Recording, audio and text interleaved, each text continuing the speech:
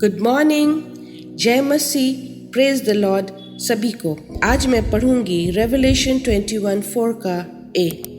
उसमें ऐसा लिखा हुआ है, he will wipe every tear from the eyes. और हिंदी में उसको मैं ट्रांसलेट करूंगी तो उसमें ऐसा होगा कि पिता परमेश्वर हर एक का आंसू उनकी आंखों से पोंछेगा। तो हम एक ऐसा दुनिया में रहते हैं जो टूटा हुआ दुनिया है, और इसीलिए इस दुनिया को, टूटे हुए दुनिया को हम जो दूसरे अगर लफ्ज़ों में या शब्दों में लेंगे तो हम कह सकते हैं कि ये एक फैक्ट्री ऑफ सैडनेस। उसका मतलब यहाँ पर लोग भले ही अपने आप को बहुत सक्सेसफुल दिखाते हैं इस दुनिया में, भले ही वो बहुत खुश नज़र आते हैं, लेकिन अगर हम इस दुनिया को देखेंगे परमेश्वर की नज़रों से, तब वो जो हम देखते हैं अपने खुले आँखों से, वो एक्चुअली वैसा नहीं है दुनिया।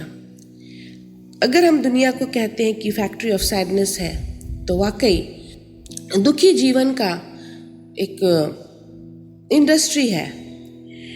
यहाँ पर हम देखते हैं लोग के दिल टूटे हुए हैं। यहाँ पर हम देखते हैं कि कितना हार्टेक्स है, डिसअपॉइंटमेंट्स है।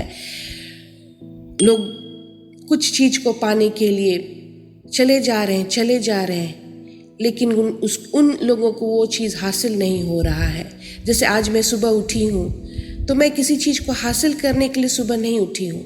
जब मैं सुबह उठती हूँ, जब परमेश्वर मुझे सुबह उठाता है, कभी मैं 4:45 बजे उठ जाती हूँ, कभी मैं 5 बजे उठ जाती हूँ, और वो एक आदत सा बन गया है। तो जब मैं सुबह उठती हूँ तो ये मैं नहीं सोचती हूँ कि मैं पैसा कैसे कमाऊँगी, ये नहीं मैं सोचती हूँ कि मुझे सक्सेस होना है। जब परमेश्वर मुझे सुबह उठाता है तो मेरे बस एक ही चीज़ रहता है मेरे मन में कि आज परमेश्वर ने मुझे कितना अच्छा दिन दिया है, मुझे सुबह उठाया है ताकि मैं अपना संबंध उसके साथ अच्छा बनाऊं सारे दिन के लिए, और एक मैं प्रार्थना से शुरुआत करूं अपना दिन। और जब ये सोच हमारे हर एक के अंदर में आएगा या होगा, तो वो सारा दिन के लिए परमेश्वर हमें चुन लेता है। वो यही कहता है कि हाँ, मैं तुम्हारे साथ हूँ, मैं ना तुम्हें छोड़ूंगा ना त्यागूंगा। और आज जो मैं ये ली हूँ, ये वाकई बहुत सही लिखा हुआ है कि परमेश्वर हमारे हर एक आंसू हमारे आंखों से पोंछेगा।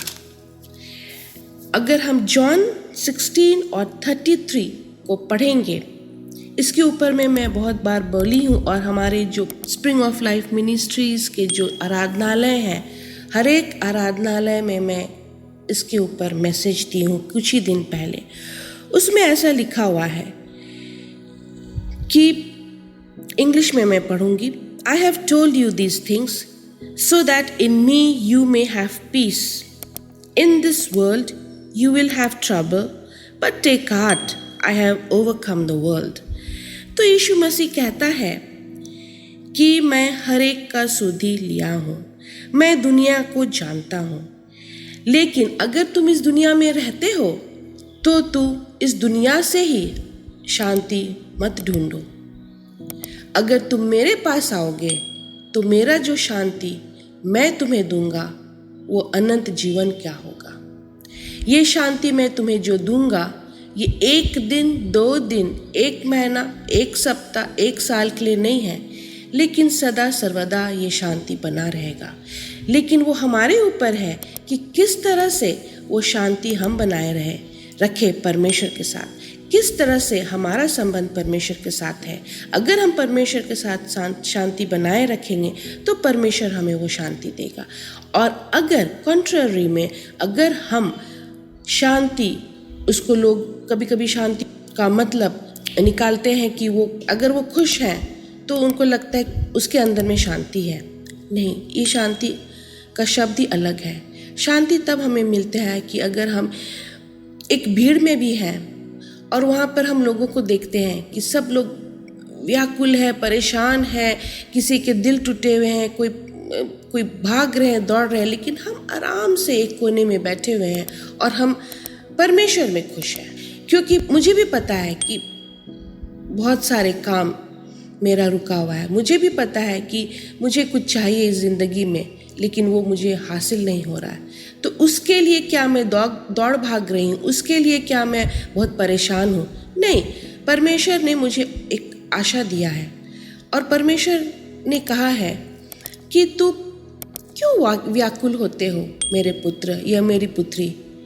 मैं जब तुम्हें बोल दिया हूँ कि मैं तुम्हें अपना शांति दूंगा, तो वो शांति अवश्य मुझे देगा, लेकिन मुझे उस पर विश्वास रखना है।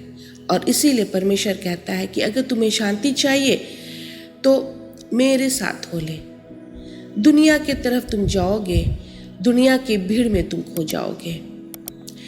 दुनिया से अगर तुम कुछ चाहोगे तो उसके उल्टा दुनिया आपसे कुछ और मांगेगा। अगर आप अपने परिवार को ही ले लो, अगर आप अपने रिश्तेदार को ही ले लो, कुछ अगर आप उनसे चाहते हो या मांगते हो, तो आप एक चीज़ मांगोगे और आपसे वो 3-4 चीज़ लेने के लिए आपके पीछे दौड़ेगा। अगर आप एक दोस्त के पास जाओगे और उसे अगर आप कुछ मांगते हो तो वो तो आपको तुरंत मिल जाता है, लेकिन उसके बाद जो वो दोस्त है आपसे उससे ज़्यादा कुछ मांगने चाहता है। लेकिन पिता परमेश्वर वैसे नहीं है। पिता परमेश्वर हमेशा बोलता है, तुम आओ मेरे पास, मैं तुझे दूंगा भरपूर तरीक़ा से। Come to me and I will fill your life, I will give you और I will make your life abundant. उसका मतलब क्या है? भरपूर तरीक़ा से। और अगर हम पढ़ते हैं यहाँ पर फिर से 16 का 12 से 13 से चलो लेते हैं हम। यहाँ पर लिखा हुआ है, इंग्लिश में मैं पढ़ूंगी कि but when he the spirit of truth comes, जब परमेश्वर का आत्मा हमारे अंदर आता है तब he will guide you into all truth. तो परमेश्वर का आत्मा ही हमें सच्चाई बताएगा। He will not speak on his own, वो अपने से बात नहीं करेगा, लेकिन वो he will speak only what he hears, and he will tell you what is yet to come. He will bring glory to me by taking from what is mine and making it known to you. तो ये यीशु मसीह कहता है कि जो आत्मा मैं तुझे दूंगा, ये आत्मा मेरे तरफ से नहीं होगा, लेकिन पिता परमेश्वर की तरफ से होगा। और ये आत्मा वही सब चीज़ बोलेगा जो सच्चाई का होगा, और ये मेरे तरफ से तुम्हारे पास आएगा।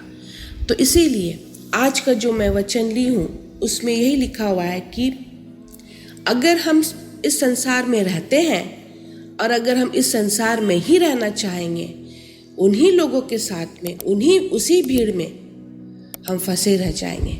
लेकिन इस संसार में अगर हम रह करके भी परमेश्वर के साथ संबंध बनाएंगे और परमेश्वर से अगर हम कुछ मांगेंगे तो परमेश्वर हमें सदा सर्वदा वो देगा। चाहे वो खुशी है, चाहे वो आनंद है, चाहे वो प्यार है, चाहे वो समझने की शक्ति है, या पिता परमेश्वर का विजडम, नॉलेज, अंडरस्टैंडिंग, वो हमें हर एक चीज़ देगा। लेकिन एक चीज़ है कि हमें संसार की तरफ रुख नहीं करना है, लेकिन हमें परमेश्वर का रास्ता चलना है। और आज मैं खुद ये महसूस करती हूँ कि जो कुछ भी मांगो परमेश्वर से मांगो, लोगों से मत मांगो। अगर आप लोगों से मांगते हो तो प्रार्थना में रख करके मांगो, तभी आपको वो खुशी और शांति मिलेगा। लेकिन अगर आप बिना प्रार्थना करके किसी चीज़ को आप हासिल करना चाहते हो, ये अपना सपना को पूरा करना चाहते हो, तब आपका सपना पूरा नहीं होगा और ना ही आपका वो खुशी जीवन आपको खुश रखेगा। धन्यवाद।